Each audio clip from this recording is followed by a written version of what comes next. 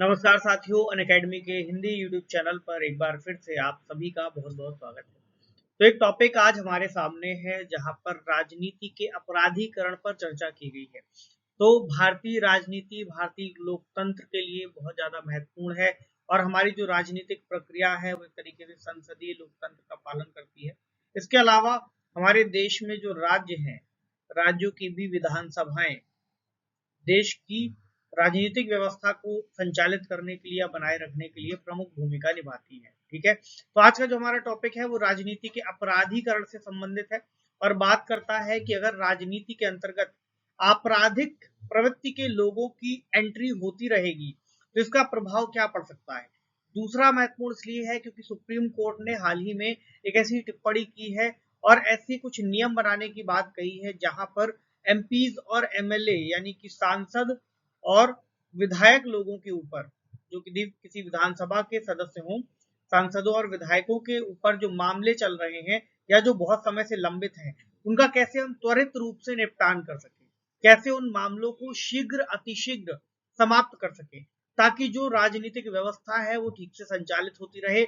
और राजनीति में अगर कोई व्यक्ति चुन करके आता है, कोई गलत व्यक्ति किसी गलत प्रकृति के तहत चुन करके ना आ पाए। तो न्यूज क्या है, SC asked High Court to speed up disposal of criminal cases against MPs MLA.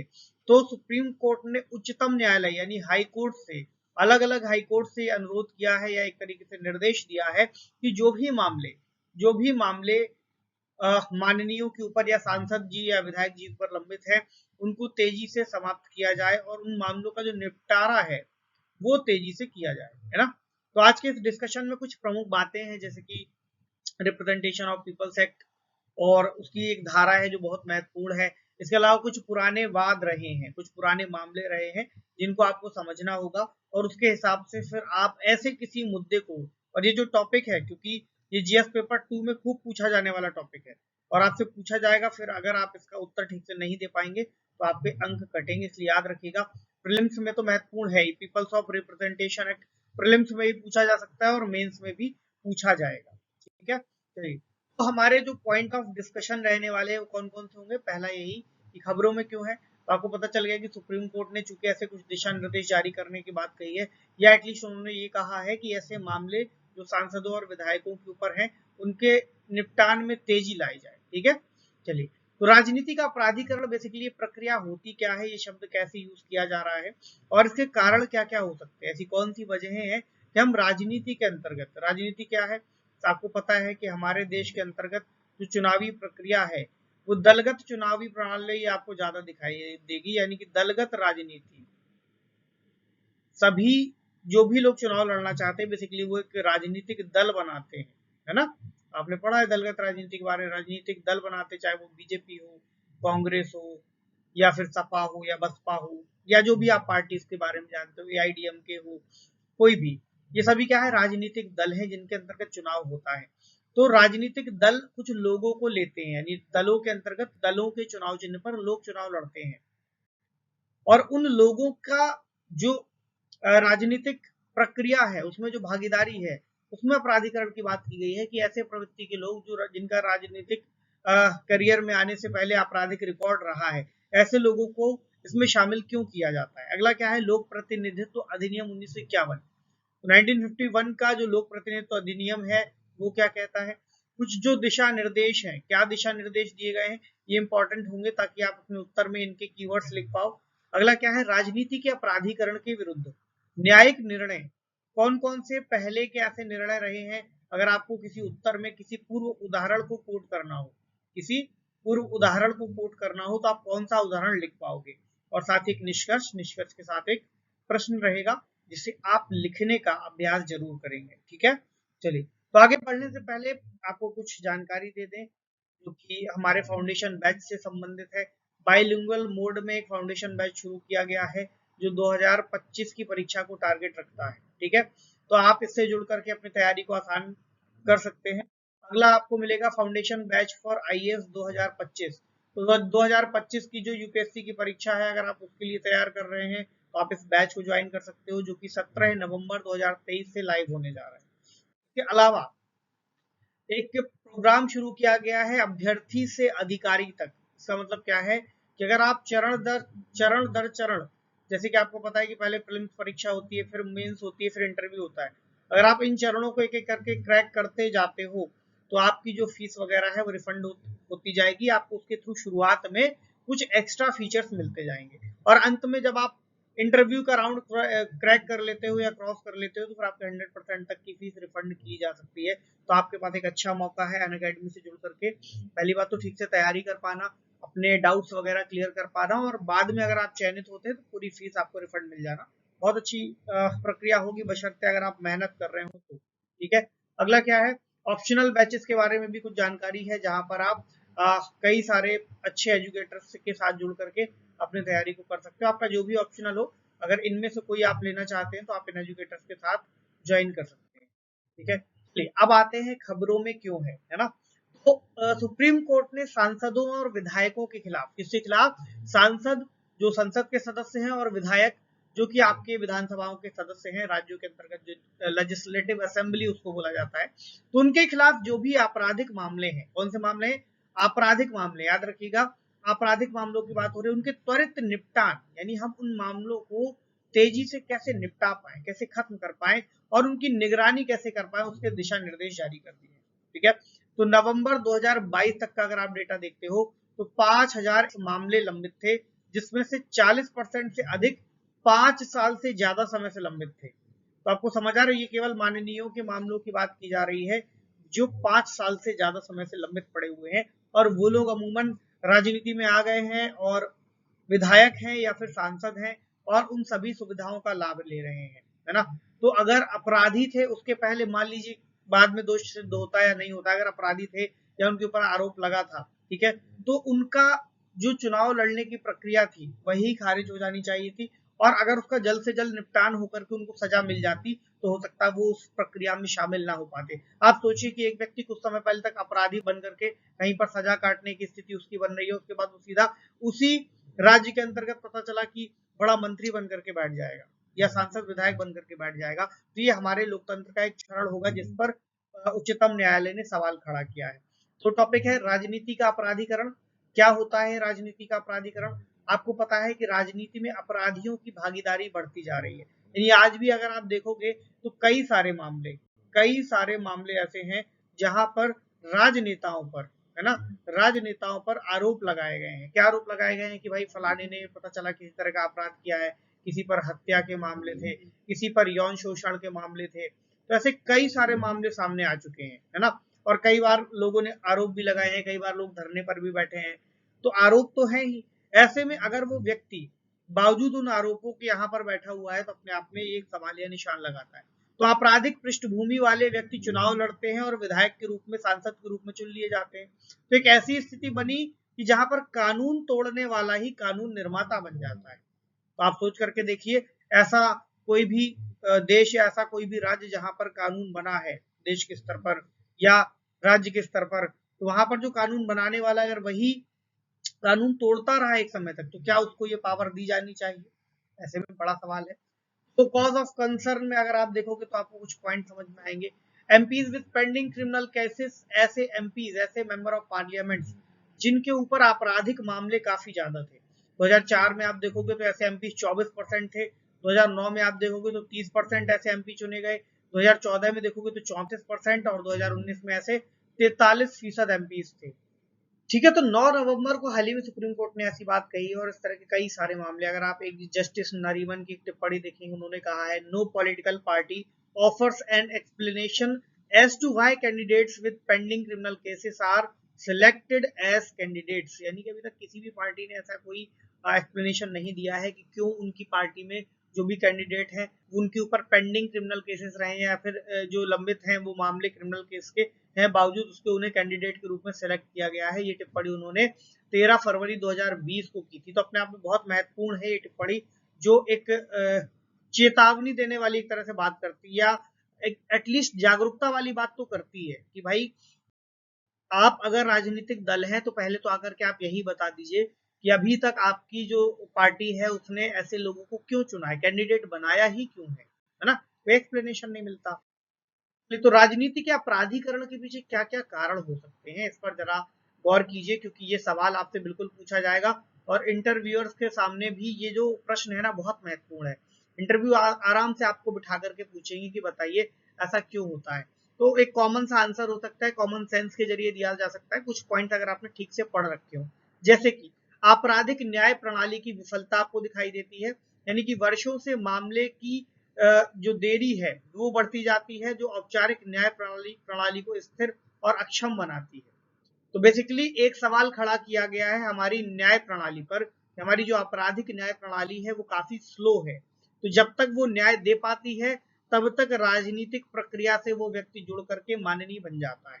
अगला आप देखोगे तो अदालतों में 40 बिलियन से ज्यादा मामले लंबित होने के कारण, जिनमें से अधिकांश मामले वर्षों और दशकों से लंबित है, यानी कई कई सालों से लंबित है, 10 वर्षों से अधिक का समय, 20 वर्ष बीत चुके हैं कि मामला लंबित पड़ा हुआ है, और लोगों का औपचारिक न्याय प्रणाली पर से विश्वास उठ जाना एक बड़ा कारण है। भाई जब तक समय पर न्याय ही नहीं होगा तो कोई व्यक्ति कैसे उस प्रक्रिया से जुड़ना चाहेगा या फिर क्यों जुड़ना चाहेगा। क्लियर है। दूसरा आप देखोगे कि कई बार जो ऐसे लोग होते हैं जिनकी आपराधिक प्रवृत्ति होती है उनकी पकड़ अच्छी होती है, ठीक है, उनके कई सारे ऐसे बिजनेस चलते हैं, कई बार चंदा देने वाली बात आ जाती है, कौन ज्यादा फंड करेगा। ऐसे में जो पार्टियां हैं वो चंदा लेने के लिए, फंड रेस करने के लिए भी ऐसे लोगों को टिकट दे देती है, उनकी पहचान का, उनके रसूख का इस्तेमाल करना चाहती है। तो कई सारे ऐसे कारण हो सकते हैं जिसके चलते राजनीति का अपराधीकरण बढ़ता है, ठीक है। से अगला आपको पॉइंट यहाँ दिख रहा है, बाहुबल और धनबल, यानी मतदाताओं के रवैये और आचरण को प्रभावित कर सकते हैं। हो सकता है कुछ वोट बैंक को अपने पैसे का, धनबल का खर्च करके अपने तरफ कर लें, कुछ ऐसी चीजों को, ऐसे गिफ्ट वगैरह ऑफर कर दे। कई बार आप देखते हैं कि शराबों का सेवन करा दिया जाता है, कुछ गिफ्ट बंटवा दिया जाता है, कई बार कैश दे दिया जाता है मतदाताओं के बीच में। तो ऐसी कई बार खबरें आती है हमारे सामने। तो कौन कर सकता है ऐसा? जिसके पास बाहुबल हो और धनबल हो। तो राजनेता और अपराधियों के बीच में एक संबंध आपको दिखाई देता है जो राजनीतिक अपराध के लिए अनुकूल माहौल प्रदान करता है। क्लियर हुआ आपको? जो राजनेता और अपराधियों के लिए एक तरीके से अनुकूल माहौल प्रदान करता है। कुछ अन्य कारण क्या है? जैसे अपराध की जांच में पक्षपातपूर्ण हस्तक्षेप कर दिया जाए, मामलों की पैरवी ठीक से ना कर दी जाए, अनुचित रूप से पैरोल दी जाती रहे, अदालती मामलों में, यानी अदालत के द्वारा जो मामले हैं कई बार वापस ले लिए जाएं, है ना। तो ऐसे कई सारी स्थितियां हमें घटित होती हुई दिखती हैं जिसकी वजह से राजनीति और अपराधीकरण की प्रक्रिया आपस में जुड़ती हुई सी दिखाई देती है। क्लियर हुआ आपको? अब इसमें आता है लोक प्रतिनिधित्व अधिनियम 1951, इसको कहते हैं representation of the people act 1951, यानी आरपी एक्ट भी इसको बोला जाता है, कई बार शॉर्ट में आपको मिलेगा आरपी एक्ट। तो representation of the people act 1951, याद रखिएगा इस बात को। तो संसद और राज्य विधानसभाओं, याद रखिए कि केवल संसद की बात नहीं, संसद भी है और राज्य की विधानसभाओं की बात भी है। इनके चुनावों को नियंत्रित करने से जुड़े हुए प्रावधान इस अधिनियम के अंतर्गत दिए गए हैं। तो इस अधिनियम को बाबा साहब अंबेडकर ने ही संसद के सामने रखा था, उसके बाद इसको पारित किया गया और इसमें योग्यता, अयोग्यता, भ्रष्टाचरण और चुनाव से संबंधित जो अपराध हो सकते हैं उनके बारे में संबोधन दिया गया है, उनके बारे में जानकारी दी गई है और उनसे निपटने के तरीकों के बारे में भी बताया गया है। तो इसकी एक धारा है, धारा 8। कौन सी धारा है? धारा 8। तो ये कुछ अपराधों के लिए दोषी ठहराए जाने पर कानून निर्माताओं की अयोग्यता के बारे में बात करती है। यानी अगर किसी व्यक्ति को किसी अपराध के लिए दोषी ठहरा दिया गया है, क्या कर दिया गया है? दोषी ठहरा दिया गया है, तो फिर इसको ये वाला शाह बना लीजिए, कितना खराब हो गया, लाइफ को थोड़ा साफ करते हैं। हाँ, तो अगर किसी व्यक्ति को अपराध के लिए दोषी ठहरा दिया गया है ना, तो उसकी जो धारा 8 है वो उसके बारे में बात करती है। उसके बाद धारा आती है धारा 8(3), धारा 8(3 जो इससे जुड़े हुए कुछ अन्य मुद्दों पर और अन्य पहलुओं पर चर्चा करती है। क्लियर हो आपको?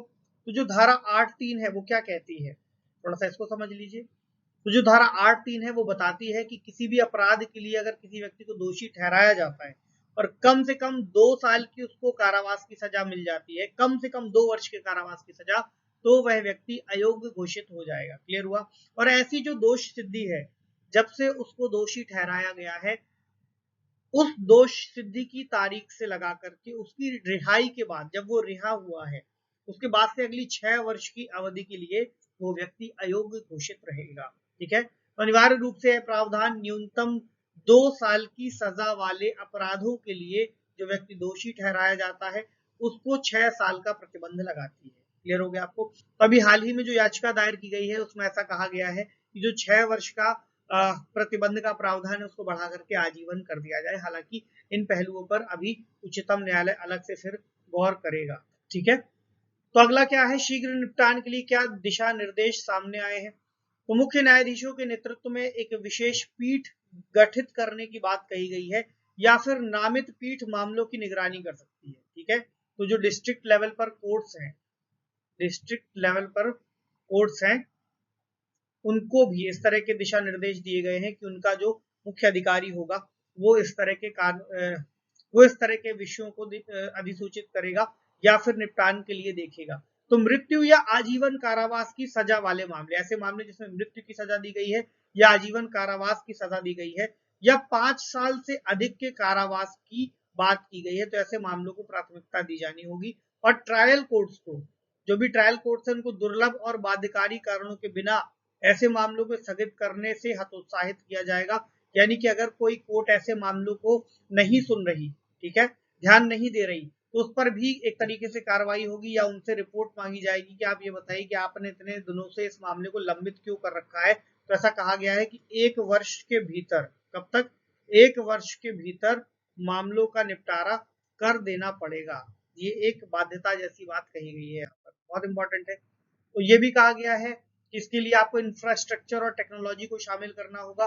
तो कई नामित अदालतें ऐसी होंगी जिनके पास पर्याप्त बुनियादी ढांचा उपलब्ध कराया जाए और जो भी कामकाज है उसके लिए टेक्नोलॉजी को अपनाया जाए, ताकि जो मामले हैं कब आए, कब से लगाए गए, उन सभी की डिटेल एक अलग से टैब बना करके उनकी वेबसाइट पर मौजूद रहे।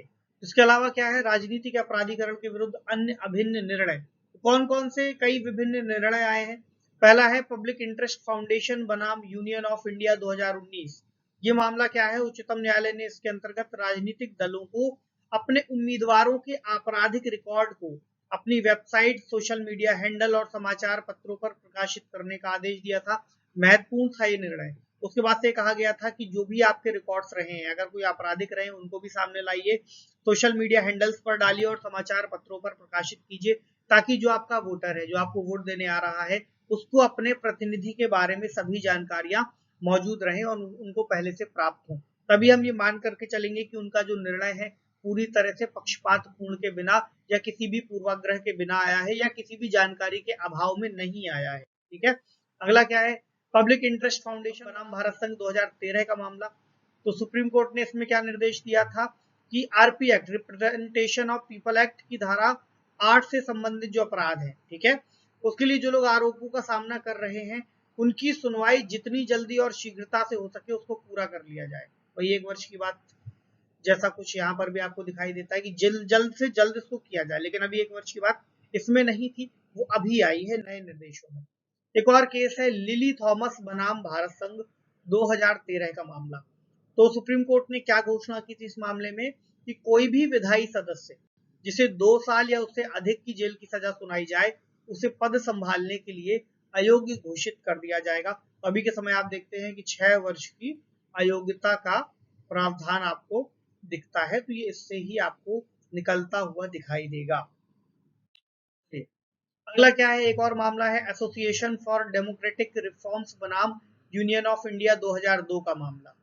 उच्चतम न्यायालय ने क्या आदेश दिया कि उम्मीदवारों को अपने नामांकन पत्र में अपने आपराधिक रिकॉर्ड का भी खुलासा करना होगा, और ये बहुत इंपॉर्टेंट है। अब देखिए इस तरह की चीजों जो हम कहें कि पॉलिटिकल रिफॉर्म्स की जो जहां पर बात आती है, कौन सी पॉलिटिकल रिफॉर्म्स की, तो अधिकतर लोग, आपको दिखता है कि अधिकतर लोग, जैसा कि आपने पीछे आंकड़े देखे, जो भी उस पॉलिटिकल सिस्टम में मौजूद हैं वो वही हैं जो इसका लाभ ले रहे हैं या आपराधिक प्रकृति या बैकग्राउंड से आते हैं। तो कौन से ऐसे लोग होंगे जो इस नियम को बदलने के लिए प्रयास करेंगे, या फिर अगर कुछ अच्छे लोग हैं भी हमारे पास तो अक्सर उनके ऊपर एक दबाव रहता है, चुनाव जीतने का दबाव रहता है कि अगली बार अगर हमने ऐसे व्यक्ति को हटा दिया हम चुनाव किस तरह से जीत पाएंगे। तो कई तरह के प्रेशर रहते हैं उनके ऊपर, जिसकी वजह से वो ऐसे डिसीजन नहीं ले पाते। उसके बाद कोर्ट्स ऐसे निर्णय देती है जिसको फिर माना जाना बाध्यकारी होता है या उसको मानने की प्रक्रिया एटलीस्ट अपनाई जानी शुरू की जाती है, जो कि अपने आप में बहुत जरूरी होगा। तो निष्कर्ष क्या है, उच्चतम न्यायालय द्वारा जारी दिशा निर्देश हमारे संविधान के नैतिक मूल्यों को दर्शाते हैं कि ताकि हम अपने संविधान के मुताबिक देश का निर्णय या फिर देश के अंतर्गत जो राजनीतिक सिस्टम है उसको चला सके, उसको स्वच्छ रख सके, उसको व्यवस्थित रख सके, उसको सभी के अनुकूल रख सके और बिना भ्रष्टाचार किए उसको आसानी से संचालित होता हुआ देख सके। ठीक है, इसके लिए जरूरी सबसे पहले ये है कि अगर हमारे पास राजनीतिक व्यवस्था है तो राजनीतिक व्यवस्था में कानून निर्माता वो ना हो जो कानून तोड़ करके वहां तक पहुंच रहा है। इसके अलावा इसके त्वरित और उचित कार्यान्वयन को सुनिश्चित करने के लिए सभी हितधारकों को मिलकर काम करना वांछनीय है, चाहे वो कार्यपालिका हो, ठीक है, चाहे वो न्यायपालिका हो